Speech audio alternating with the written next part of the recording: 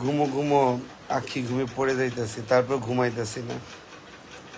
রাতে নাকি ৪৬ ব্রিগেডের সেনা সামরিক অপতন ঘটবে, তার মধ্যে দুইজনের চেঁচামেচি তো আছেই। মানে পাড়া পুতায় ঘষাঘষি মরিছে জীবন শেষ। একদিকে সে পিনাক্কি দাদা রাত ৩:৩০টায় রাজপথে নামার জন্য মানুষকে কইতেছে, আর জুলকানাই স্যার তো মুভি দেখা থুয়ে এটা সমালোচনা করতেছে। আমরা বাংলাদেশের জনগণ আমরা আছি আরো বেহাল দশা, আরো বড় যন্ত্রণায়। ৪৬ ব্রিগেড রেডি, নাইমা পড়বো, জাহাঙ্গীর গেটে প্রস্তুত। এদিকে ঢাকা বিশ্ববিদ্যালয় দখল করার জন্য অনেক ব্রিগেডের সদস্যরা ট্যাঙ্ক লয়ে বসে আছে। এই যে রিউমার, এই যে অবস্থা, ঠান্ডা পরিস্থিতি অশান্ত করার আমরা জানি না। যদিও সেনা সদস্যের ২৫ জনকে গ্রেফতারি পরোয়ানা জারি করছে, ১৫ জন সেনাবাহিনীর অধীনে আছে, তাদের বিদেশে যাওয়ার নিষেধাজ্ঞা করছে। সেনাবাহিনীর মধ্যে আওয়ামী লীগের বড় একটা অংশ আছে, সাপোর্ট করে তাদের পুনর্বাসনের জন্য।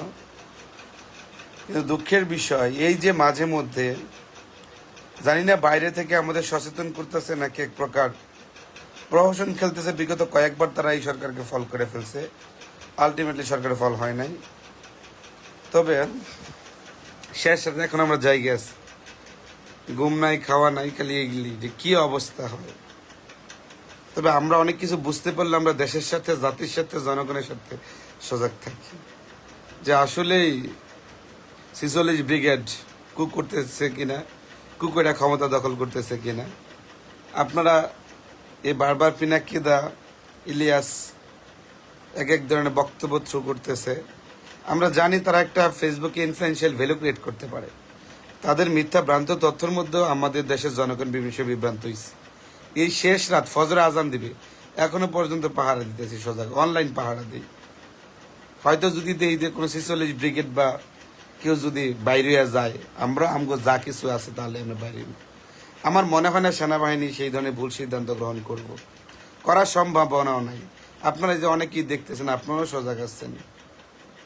সুতরাং তাদের পাল্টাপাল্টি বক্তব্য একজন আরেকজনকে বলতেছে, এগুলা অত্যন্ত দুঃখজনক। তো আমরা সত্য তথ্যের বিষয় সেনাবাহিনী, সেনাপ্রধান আমার মনে হয় জাতিদেরকে আশ্বস্ত করা, যারা বাইরে থেকে বিভ্রান্ত ছড়ায় না, সঠিক কথা কয়, এটা সংশয়ের বিষয়।